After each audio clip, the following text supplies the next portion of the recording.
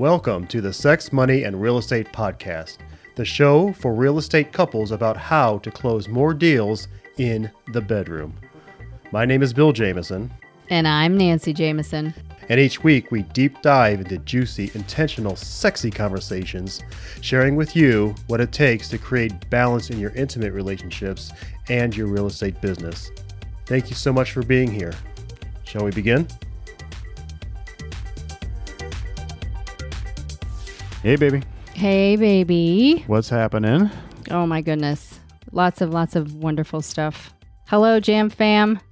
Welcome to Sex, Money, and Real Estate Podcast. I'm your co-host, Nancy Jameson, and my beloved is sitting right across from me. I'm Bill Jameson. Yes, he is. That's awesome. And today, our episode is on something that is definitely near and dear to our hearts. And we're super excited to share with you this abundance mindset practice. Yes, for sure. And before we get into that, I would love to know what your magic is for this week. How have you influenced, in an empowering way, self, others, or life? Yes, absolutely. Okay, let's see. Let me think. So much magic. What do I want to share today? Well, today we're experiencing a hurricane day. Mm-hmm. You know, not a snow day. Hurricane day. But a hurricane day. Yes. So they called school and in-person school off, and they had been virtual. Yet we've been out of power now for about 12 hours with, very little internet. And so the kids have certainly not had all of their classes. So they've been doing ping pong or games or reading or whatever. Cleaning their rooms. Yeah, I think Rex took a nap. But anyway, It's been really neat to have them home again, even though, they've been in school for a while, but it's been nice. It is nice to have them home. I agree. Mm-hmm, absolutely. Awesome. Yeah. So that's my magic. Nice. How about you, babe? Well, I'm going to tell you now. I just, hang on, because I need you to just brace yourself. Brace myself. Okay. There are new Star Trek episodes out right now. They have this series called Discovery, and it's really pretty good. And there's new episodes, and I mean that's all well and good and fantastic, and I'm super excited to dig into that. But I got to tell you, Star Wars has new episodes with The Mandalorian coming out this week as well, which means excited. I get Star Trek and Star Wars new episodes in the same week. So I'm all jazzed up about that for sure. I know. I love my geek. So I'm hoping that one or two of you can get on board with that with me. Absolutely. I think it's going to be awesome. Yep. We're super excited. Yeah, absolutely. So so that's all really cool. And then Saturday being Halloween, it's we live in a great neighborhood for it, and we have a lot of friends that come over with their kids, and there's a lot of group trick-or-treating, and I'm excited to see everybody for sure.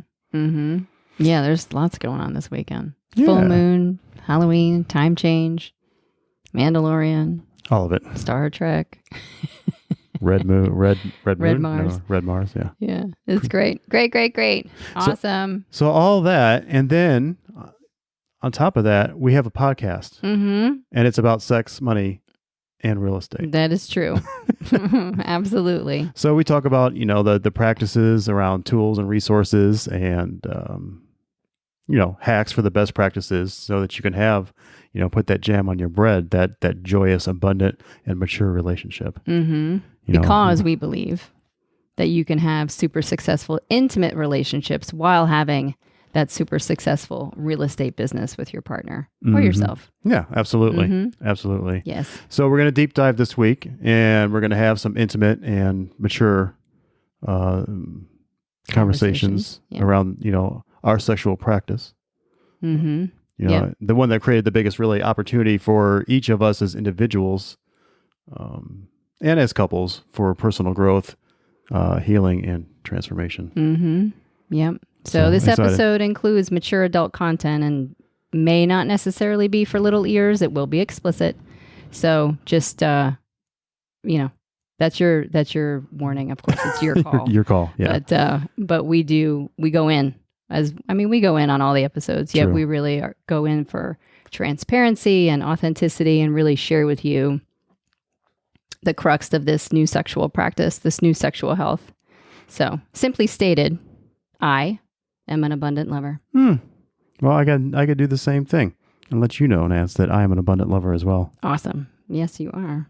No doubt. So So the question is, what's an abundant lover? Yeah, I mean, Or what is abundant love? right. And I'm sure very few out there have heard of it.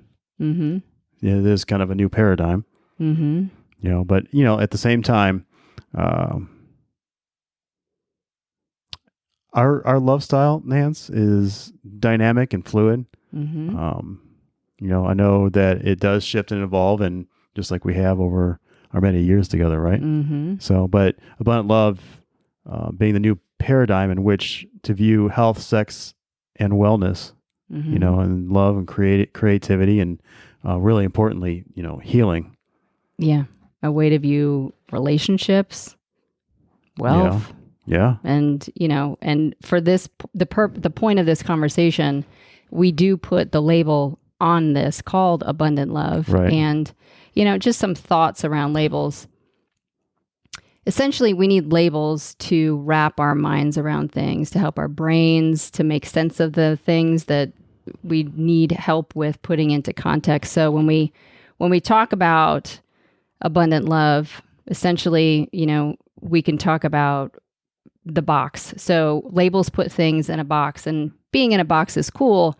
And yet when you think about the box as a society, there's an agreement, and essentially the agreement in place is to call things green. Then everybody agrees that things are green. Right. And so labels, back to abundant love, labels around being straight or gay or monogamous or bisexual, it's easy for people to identify with. Mm-hmm. So there's lots of labels: transgender, transsexual, pansexual, intersexual, all different kinds of things.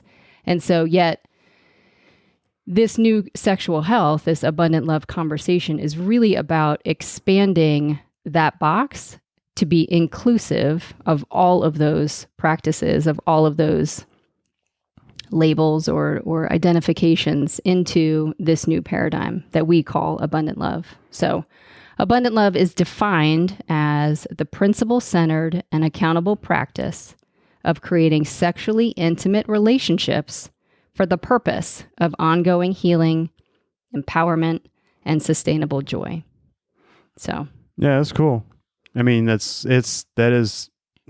I'm gonna go over that one more time. Abundant love is the principle centered and accountable, and those are important. Principle centered and accountable. The principle centered and accountable practice of creating sexually intimate relationships for the purpose of ongoing healing, empowerment, and sustainable joy. Mm-hmm. Yep. And we chose. Right. We chose to open up our relationship in this way. So it's definitely not willy-nilly. It's not fly by night. It's not any of those things. It's not swinging. It's not one night stands. We have very appropriate guidelines and standards in who we interact with. And again, it's a mature conversation, and frankly, it's going to be polarizing. Mm-hmm. It's really going to be polarizing. It was definitely polarizing for us as we even embarked on this journey, or this journey within our journey. Right. It was started 5 years ago. So there were some crazy conversations for sure. Mm-hmm. Well, what felt crazy at the time. Yeah. Well, they are crazy. It's, if you think about the relationships and how you think about relationships, we weren't taught that sex was healing or empowering, or, that you could create joy out of. Joy in the sense that we're talking about, of course, like sustainable day-to-day, despite the circumstances kind of joy. Mm-hmm. Right. Joy is pleasurable. Joy was based on, mm-hmm. Getting your rocks off or fun. Yeah, fun. Just, all of those things. Again, the societal overlays of traditional relationships, which again was monogamy. We were taught monogamy, whether it was in church or school or society or our parents TV or any of those things. Mm-hmm. We were taught that it was one person till death do us part. And if you think, look, touch, feel, taste anything other than that one person, you're what? You're bad. Yeah. You're shamed. You're going to hell. Right. You're, there's that hellfire and damnation. It was really interesting. And so, I mean, we as a couple, we've been together for 24 years now. So we as a couple, we believe that. Like we got married under that agreement of monogamy, and we kept it. I mean, we were in love. I mean, we are in love, just the whole concept of monogamy, like we were in love with that idea, and we were committed to each other. We worked on our marriage consistently. And, again, under the context of monogamy, it was what we taught. We never necessarily questioned that set of beliefs, and so. And what was, let me just say what, one of the payoffs, if you want to call it a payoff, or the one of the consequences of monogamy was it created to high levels of dependency on each other. Yeah, for sure. You're my one and only. Yeah. You do everything for me. Or you are my everything. Right. For me. Right. Like, the expectation. There's that, it's the expectation of, you satisfy this, that, the other thing. You're the breadwinner. You're the dad. All of the things. You're supposed to satisfy me sexually, mentally, emotionally, spiritually. And it puts a lot of pressure on, it just really creates an expectation and an unfulfilled situation. Yeah, it puts a lot of pressure on me, and it also puts a lot of pressure on you. Of course. No matter which direction it's going. It's just, it's a little crazy. And then regarding sex, where did you learn all about sex? It was TV shows or porn. Yeah, Playboy. I remember reading my grandfather's Playboys in the upstairs bathroom, which is where it was his bathroom. But, just looking at all the pictures in the articles or soap operas, oh my gosh, Days of Our Lives, I would record and then, run home and see what Bo and Hope were doing and how they would kiss. That's really how I learned about sex, TV shows, moonlighting. Now I'm dating myself, but she's, or, just talking with others, and we're going to say peers that don't know any more or any less than we do, so it's all kind of like, handed down, watered down, or spiced up, or, perverted, essentially, one way or the other. So. Yep. You're having those conversations at 12 and 13 and 14 and 15, and you're really not doing anything to expand the context of those conversations. And so you're taking that level of maturity into the relationship. So, and then you layer that on with all of the guilt and the shame associated with just having sex or even any conversation around sex. No wonder it's all backwards. It's really fascinating because, again, traditionally we were taught that sex was for fun, right, or for procreation. Yeah. Or I'm going to speak to this one, like obligation. If you're a woman and you're in a relationship, then it's your duty to have sex with your husband or your boyfriend or wife or partner or whatever or it feels like that if you're not in love with who you're being and your practice around it. So it could be for stress relief.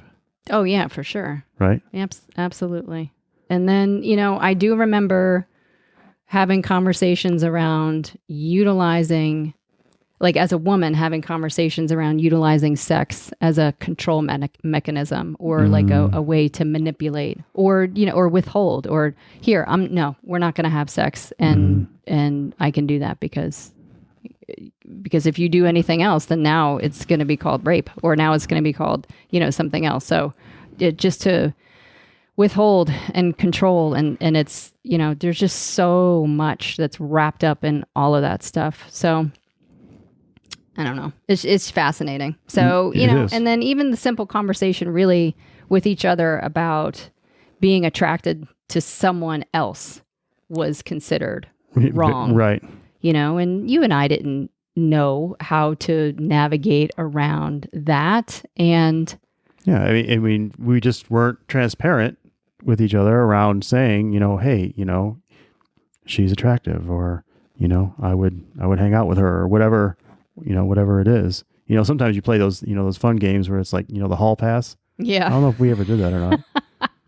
Or like the movie star, like which Yeah, movie the hall star? pass. Yeah, Yeah, yeah. Which one would you get with? If, Yeah. you know, you were out or whatever. Which I think is a great way to do it, and you know, and but yet, you know, that's kind of like a you know, never going to happen type of, you know, dream scenario, as opposed to having like a more grounded conversation around it that could lead to healing. Mm-hmm. Yeah. Well, and it's an immature way to approach a situation that is very real. I mean, it's very real. But the way that we were taught in monogamy was that you got to keep it bad, or you got to keep it fear-based, that, you know, there just wasn't a way that we were taught to express ourselves in a healthy way until now. And so that's one of the most impactful benefits around abundant love, is that there is a healthy and empowering way to express those emotions and feelings, and teaching you what it means to be unconditional in your loving or compassionate. And so, you know, what we were realizing though is that when we suppress those emotions or those feelings, and I mean, really what it's costing us is our health. For sure. And, you know, that whole concept of freedom or feeling free, I mean, really it creates the sense of being shackled. You know, in an obligatory situation, there's no joy, there's no sustainability. And then back to your point originally, it like supercharges the dependency on each other. You know, just like that emotional dependency, like I depend on you for my orgasm. I depend on you for the way I feel about myself. I depend on you for my identity. That was our life. And it was just a slippery slope. So if you weren't feeling good, then I can't feel good, because I can't feel good if you're not feeling good. And if I'm not feeling good, then you're not feeling good. And if you were feeling good, then what the fuck are you doing? Like, how can you can't feel good because I feel bad. Like, that sounds like a loop, huh? Yeah. So it was just fascinating. And, you know, so we did a lot of reading. Yeah. We peeled back a lot of layers. Yeah. We did a lot of reading. So Sex at Dawn and the health of, the Tao of health, sex and longevity. I mean, even Stephen Covey with the 7 habits of highly effective people, and power versus force, and just like the 4 agreements, and taking things personally is number 1. I mean, we read a lot. And we're still reading. Yes. And we're still working on it. Yes, absolutely. So we really, again, peeled back the layers, really questioned beliefs that you were my everything and I was your everything. And, baby. and that we needed to subvert those feelings or feel like shit for having those feelings, you know, back to that whole shame and guilt and unexpressed emotion. So that started showing up. It started showing up in our relationship, which, you know, arguments, disagreements would turn into being cold or sulking or not talking to each other for a day or so. If like we even got into one of these conversations around jealousy or possession or I mean, any of that stuff, it started showing up in our bodies. For sure. I mean, wear it on with extra weight. I mean, you know, seeking comfort outside of ourselves or each other, for sure. Yeah. Drinking, food, you know, credit card debt. Woo. And, oh, you mean like buying things could be something too? Yeah, to fill that sexual space. Yeah, absolutely. And then depleting self-esteem. This was a big one for me. The self-worth and the self-esteem. I mean, my whole concept of myself and my sexuality just went down the tubes. And then ultimately, it shows up in the bank accounts. Or depleting. It doesn't show up in the bank accounts. It actually depletes the bank accounts. You're not in synergy with yourself. You're not in synergy with each other. you're certainly not in synergy with life at that point. Mm-hmm. So Yeah. it shows up everywhere. Yeah. So what do you think that means, for us after being together for 20 years? Mm-hmm. And doing the same things, even though we were going to the self-help workshops and definitely very heavily in personal development.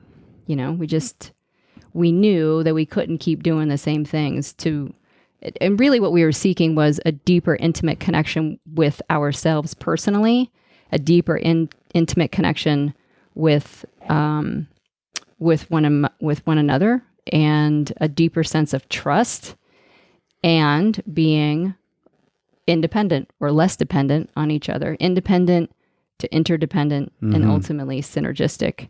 So all of that led us to abundant love. And by engaging intimately, powerfully in sexual experiences with others, it's been incredibly healing for us. And it's allowed us to bring that healing back into our relationship, back into our intimacy and our connection with each other, and really nourishing us. So that's what I love about it. Yeah. I mean, it's really, for us, it's, like you said, it's nourishing, and it deepens our intimacy and connection with each other. Mm-hmm. So at the same time, as we connect with each other or others outside of us, we know that there are non-negotiables, that there are others that we hang with inside of our community. We play for the same things: healing, empowerment, and sustainable joy. And the abundant love lesson, the all, we know that it enhances our relationship and trust. And, it's like that plane going down, right? Who do you put the mask on first? You put it on yourself so that you can take care of others. That is, in a nutshell, what you're doing when you enter into an all and bring it back home. Mm-hmm. Absolutely. And I appreciate that eye gaze. I see you looking at me over there. Thank you for that. Mm-hmm. Awesome. So abundant love is what? It's a tool. It's an optional tool, but for us, it's definitely a tool that we use in full agreement with each other. It's a super highly charged practice because of the sexual energy. But again, we choose to practice with multiple partners because we're playing for sustainability. And so back to those books that we were talking about before. I think this next one was on our top 10 list, wasn't it? Yeah. That's it has to be. I think that's like the 5th episode we did, the fundamental books that we go back to on a weekly basis, if not daily basis. But, the Tao of Health, Sex, and Longevity discusses the 3 pillars of health for the purpose of sustainability. And they are food, fitness, and sex, and utilizing those 3 pillars in a very mature way to maximize your sustainability or your life experience, your life force. And that's what we're playing for, is to have a supercharged, exquisite, delicious, outstanding experience of life. So, we had the food thing going. We were doing all different kinds of practices and incorporating organic food and dairy-free and gluten-free. And, we do vegan days, we do raw days, we do 2 days of water fasting every week. Lots of really cool practices that we do that we've incorporated over the years of us doing this. This is not an overnight thing that, all it's of these taken things. some time to build up habits where we're really joyful with the dietary choices that we make. It took some time and figuring out recipes and stuff like that. And, and it's amazing. Absolutely amazing. I do really enjoy that aspect of it, like being in the kitchen. We're both love being in the kitchen, and my background is food and your background is food. And so it's really fun to create and synergize in that way. So, and then the fitness piece, we've been lifelong, we used to call each other gym rats. Yeah. And, I don't think we're ever those people who are like, super duper buff or anything like that. But, it has Speak been, for yourself. It's been an ongoing, well, there have been times, how it flows, where, we have been in gyms almost our entire relationship. We actually. have. Absolutely. I think that is definitely one of the consistencies that we have had a gym membership since we've been together. That's true. That is I fascinating. never thought about it. That's true, though.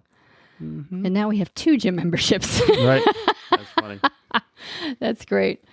And so the food, the fitness, and now, okay, cool. Let's get into some really mature conversation around sex and what is the purpose of sex. And if you've listened to this podcast, you have an understanding that we believe that sexual energy is the most powerful creative energy in the context of increasing your life force for manifestation, for that super juicy, magnificent experience that we were just talking about. So how do we mature that practice? So that's what we've been doing. Yeah, That's what we've been doing. It's been an ongoing practice, and really embracing the abundance of it all. Especially from the love aspect. Because we're kind of taught that, and it's a kind of a silly, I think it's a little silly paradigm. Like I'm supposed to love you more than anybody else on the planet, right? Mm-hmm. And because I love you more than anybody else, I love everybody else less, including yourself. Right. Oh yeah, great point. Mm-hmm. And then what I was going to relate it to though is like our children. Mm-hmm. And so, given that context, then I'm supposed to love one kid more than the other, or one kid all the way and the other than none. Mm-hmm.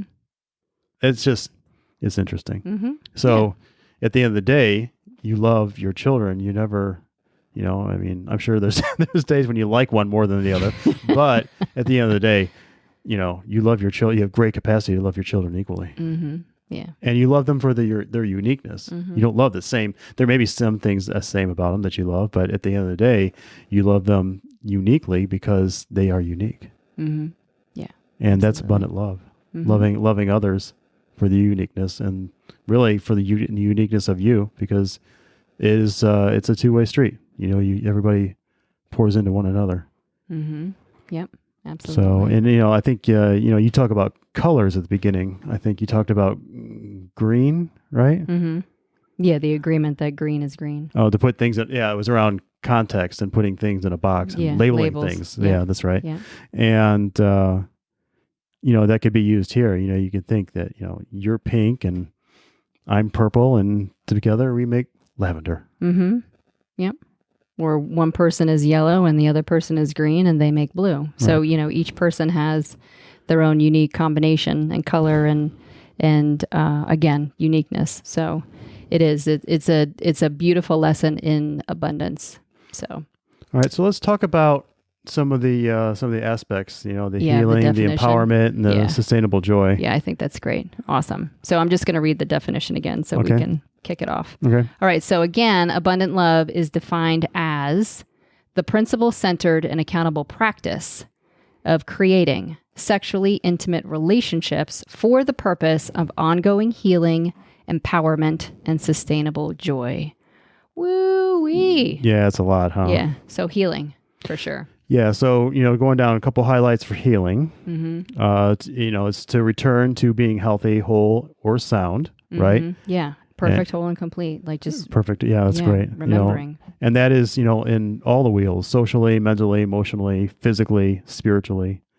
It's the space where you connect, intimately with yourself, right, or someone else. Yeah, or someone else, or multiple people. I mean, however, you can practice this in multiple ways. Again, whether it's within monogamy. So of course you can practice this within monogamy. You could practice this in multiple relationships or with multiple people. You could practice this with yourself. It's a practice. It's a principally centered and accountable practice. So, for yourself, it's one that can be explored through masturbation and through healing, utilizing the sexual energy with yourself. Mm-hmm. So, and then, again, as far as the healing goes, you can look at different intimate acts such as meditation, massage, exercise, eating well, all as pathways to loving yourself fully. And then really taking that to the next level in utilizing the sex to get into the healing practice within yourself. So the swirl. I definitely just wanted to mention that for sure. So cool. Yep. Yeah. Well, and until we started researching, reading and reviewing different, culture and societies, at least I don't know about you, but I had no idea that sex was for healing. No. Like, no idea. Mm-mm. I just thought it was something like, we talked about in the beginning. It was for, to get our rocks off or stress relief or total duty pleasure. or whatever. Mm-hmm. Right. Yep. Total pleasure. And no. And again, amazing opportunities with utilizing the healing practice of sex for your self-image and for loving yourself. Nice. Amazing. Empowerment. Yep. Would be the second part or pillar of this. Yeah. And I think of empowerment really as gaining mastery over yourself or your life.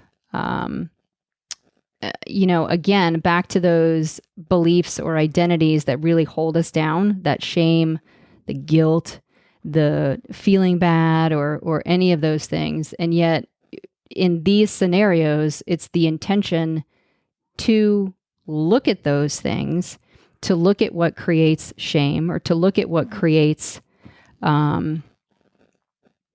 guilt, and to hold the intention within the sexual practice to unearth that belief or to unearth that hurt and to really release that, the power that still holds over us. So I remember, just as a quick example, I remember being very, well, what I'm going to call very young now isn't really that young, but I remember being younger, and there was a rumor going around school about me that I carried forward years, decades into our relationship.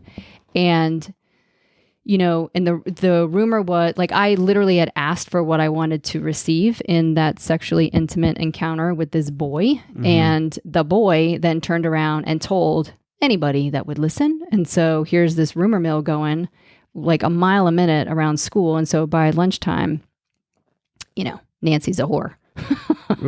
It was brutal. And so that was an example of something that I took into or utilizing the sexual energy to unscript and to heal for the purpose of empowerment. That is not true. Like all of the shame and the ridicule and the harboring of that belief was inaccurate. So I can release that, and then in its place, just add love and frankly, just be very compassionate and understanding and forgive the boy. And let it go. And, it no longer served me. And so I just let it go. So, yeah. And as part of that is really like you connecting to source energy. Mm-hmm. Oh, right? Absolutely. Yeah. And willing to be vulnerable, to yourself at this point, because you've been suppressing it possibly, or carrying it on. Yeah. Carrying it forward, just like in my example with that boy. So, and when you heal that up, you get to utilize that energy and funnel it back into me and us and you and the family and our business. Yeah.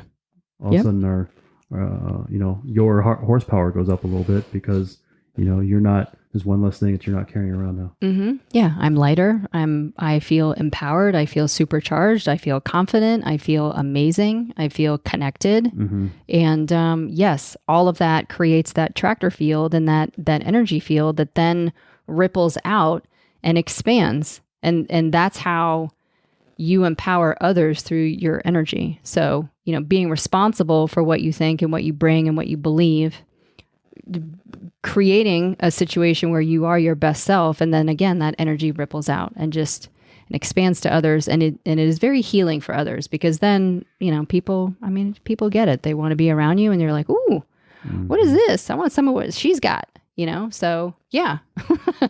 Yeah, I'll get a listing, or yeah, we'll get leads, or yeah, we'll get this, an amazing listener review, or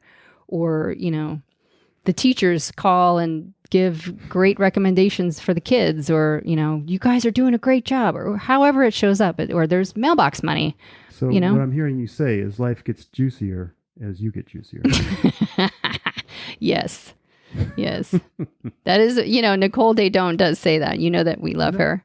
She does? You guys know that we love her. She says that a turned on woman will change the world. Oh, okay. So turned on woman meaning juicy. Oh, here I am thinking I'm original. You are Okay. original, baby. Okay. The OG. All right. Cool. All right. So, and then the last. Are you complete with empowerment? Yeah. Okay. Cool. So sustainable joy. Yes. I mean, The joy. Yeah, that's the biggie, right? Well, they're all biggies. Empowerment, healing, sustainable joy, though. That state of happiness that can really like fuel you, get you through, stay in flow in the full weight of life and its circumstances. And all that you've created. Yes. Bear the full weight. Yeah. Absolutely. That one's a big one. And the other way we look at this, in addition to that, is that you are the joy. Like you are this beautiful, amazing experience, and the joy comes from inside of you. And again, not dependent on what he's doing or she's doing or they're doing or it's doing. It's all depending upon you. So you have the opportunity to stay in joy when you're creating those life circumstances or creating those crazy experiences out there. So it's really amazing. It's very humbling. Again, we don't necessarily want you to take our word for it. Right. It's principle. It's if this jives with you, then wear it on, and if it doesn't, that's cool too. And it's a great point, because we have made many principally based decisions as we entered into this realm. It was just like this whole emotional, I think what you say, Willie. We're not. This is not a willy-nilly decision. Kind of thing, no, right. We are very intentional. Yeah, we are very intentional people. Yeah, cool. Yeah. And to that degree, I think it's important that we share why we stay together and why we stay married. I mean, we're very much in love with each other. We choose each other. We're soulmates. Yeah, we've always felt we've had a deep connection. Right? Oh, for sure. Absolutely. And, we made an agreement somewhere, this lifetime or another one or one before that, that where we chose to do life together here, with our deep connection, and to create. There's a lot of creation in this life. For sure. Kids and businesses and podcasts and, it all adds to the relationship. And, we're amazing creators. So the question really is like, how can we multiply this?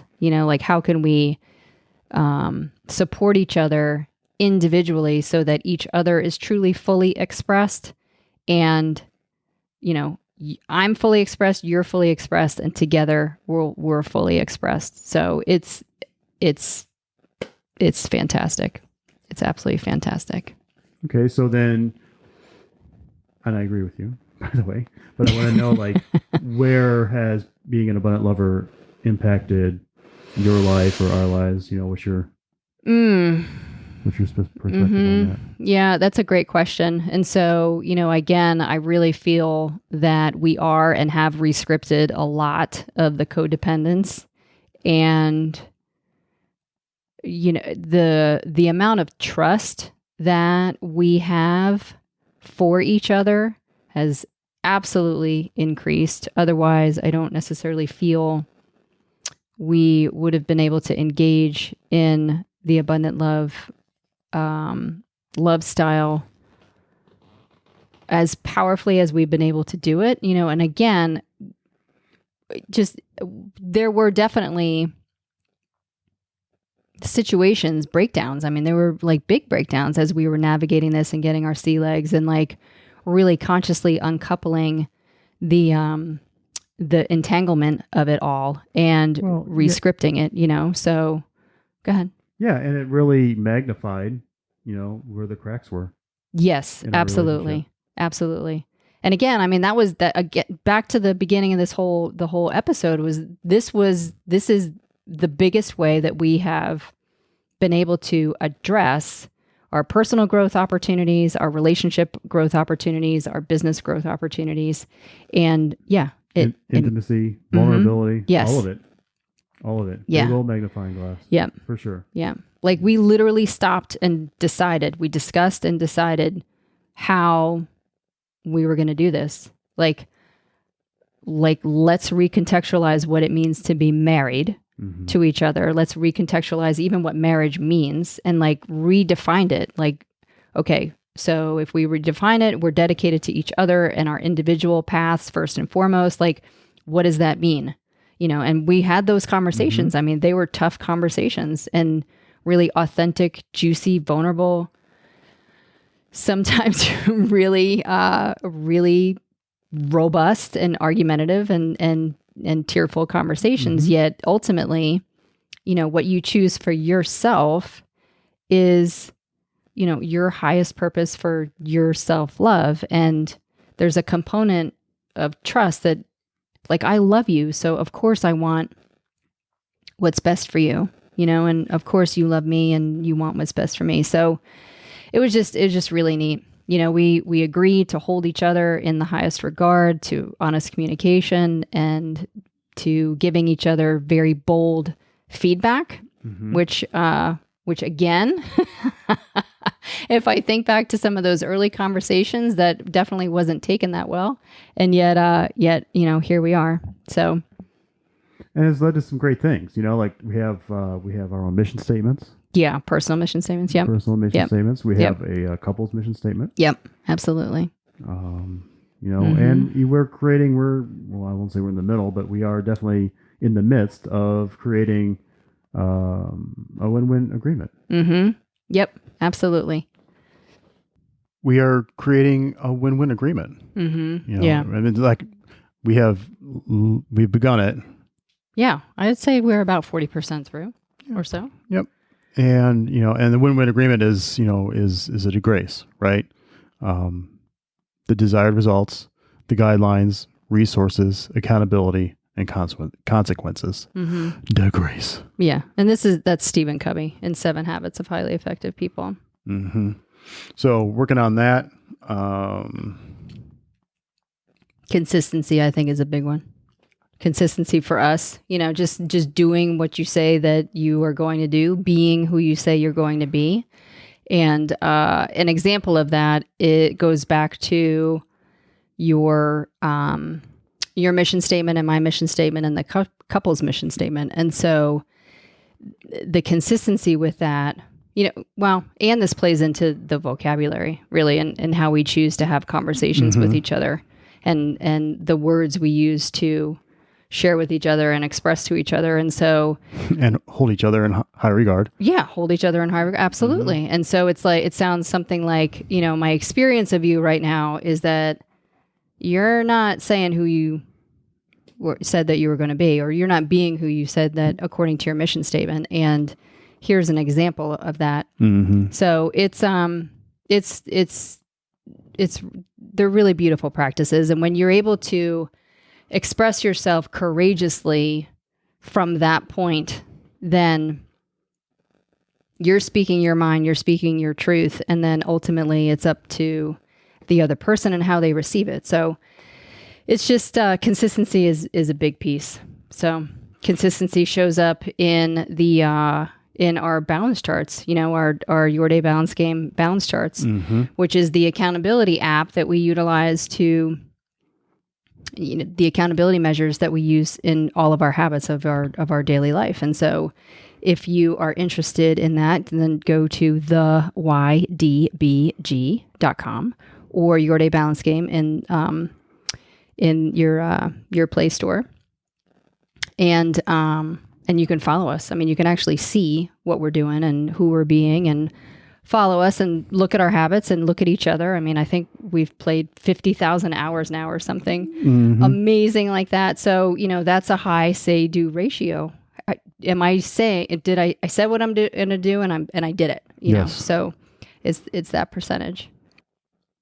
Okay, baby. So can we back up for just a second? Yeah, of course. Awesome. So what you were talking about a second ago was the accountability to being who you say you're going to be. The say do, and then the feedback, and playing for who you want to, you know, staying true to playing for what you want to be or who you want to be.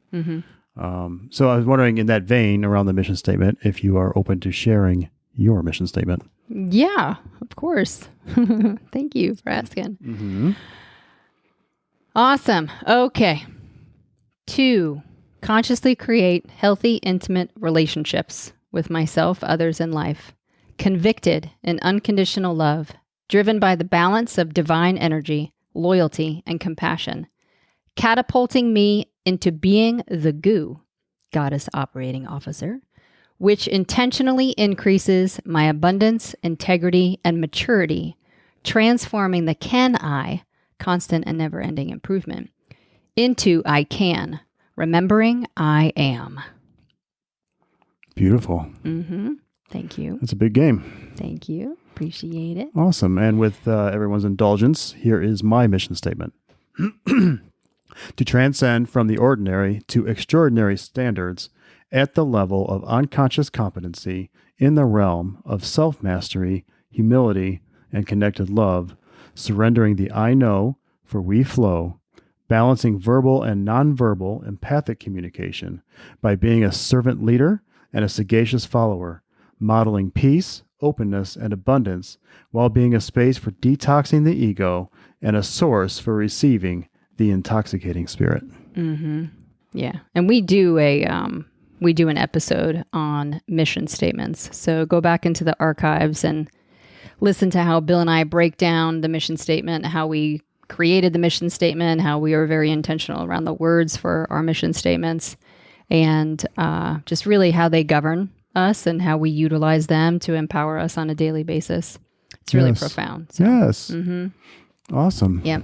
Anything else around that? No. Thank you for that rewind. Yes, you're welcome. Yeah. So I think the one thing I do want to touch on that has really dramatically impacted our lives around being abundant lovers or coming into the realization that we are abundant lovers, and then having the new paradigm around being in abundant love is how it's increased our emotional maturity. And I will say that this is something that we are constantly working on to evolve and mature.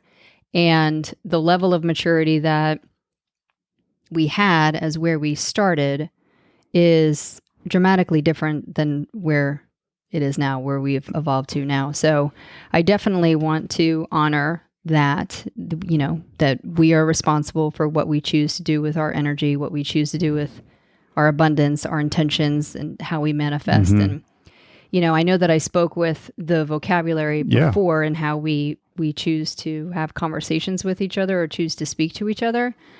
I think that's been a really big one. And the realization that we came into relationship when I was 24 and you were 26, maybe almost 27. And, how we spoke to each other then, again, versus now, it's just so different, now. And such a different level of love and honor and care and appreciation for who you are for me and who I am for you. And I think that really continues to evolve as well. The more non-attached we become with each other, yet clearly remaining very connected. So I think that's beautiful. Nice. That's awesome. At the end of the day, everything is energy, right? I mean, none of this is necessarily good or bad. Right. We don't necessarily have to take things personally, through this. It takes courage, and it builds courage to share about our encounters and the trust with ourselves, with each other, and the others that we are involved with. Yep. And receiving it can be, we look to do it without judgment, or like I said, taking it personally and not judging it, and trust that the relationship and the emotional deposits that we put into that relationship will sustain us through any breakdown. Yeah. And sometimes it does, and sometimes it doesn't. Right. And when it doesn't, we get into it and we deal with it and, look at what that uncovers. And yet at the end of the day, getting back to center still happens more quickly than not. I think, and we talked about earlier about the days without talking, days without even talking to each other, kind of thing to, they're being a lot less of that these days. Really, there's not any of that these days. So, And that all plays again back into the high say-do ratio to who we're being and who we say want to be. Yep. And, the most beautiful part is that, we're in an environment that helps to support and hold us accountable to healing in all three of these areas. Mm-hmm. Yes. Yep. Our community is absolutely amazing. So we appreciate them. Yeah. So very much so. That's the healing. That's the empowerment. That's the sustainable joy. Mm-hmm. I mean, that's how we've been doing it for 5 years now or so. Yep. So it's not for sissies. It's definitely a mature conversation. Yeah. And it's really beautiful too. So just to be able to leverage that practice and see how it shows up in us, how it shows up in the relationship, how it shows up with the boys, how the energy shows up in our businesses, and the energy that we bring to life, the energy that we bring to our life force, and how it bolsters all of that. So again, this is Abundant Love, the new sexual health, and how Bill and I utilize this tool to heal, empower, and create joy within ourselves. So fuel our lives. Yes. Yep. Awesome. And we're looking forward to the conversation. We're looking forward to the questions. So feel free to reach out to us. We're on Instagram. We're on Facebook. You can email us. Our cell phones are probably out there too. I'm sure. But email is sexmoneyrealestate@gmail.com. Of course, you can reach us on Facebook at our Facebook group is Love, Money, and Real Estate, because Facebook has a hard time with the word sex, which is the whole reason why we are breaking down what we do, right? these beliefs and questions around these old paradigms and fears and those types of things. And on Instagram at Sex Money Real Estate. So yes, find us. Mm-hmm. Ask us questions. We're open, we're honest, and we're here for you on this journey to your greatness and whatever that means to you. Your sustainability. Yep. Your joy. And your mature conversations. Mm-hmm. Awesome. Well, peace goes out. Yes. Go put some jam on that bread. We'll see you on the other side. Bye for now.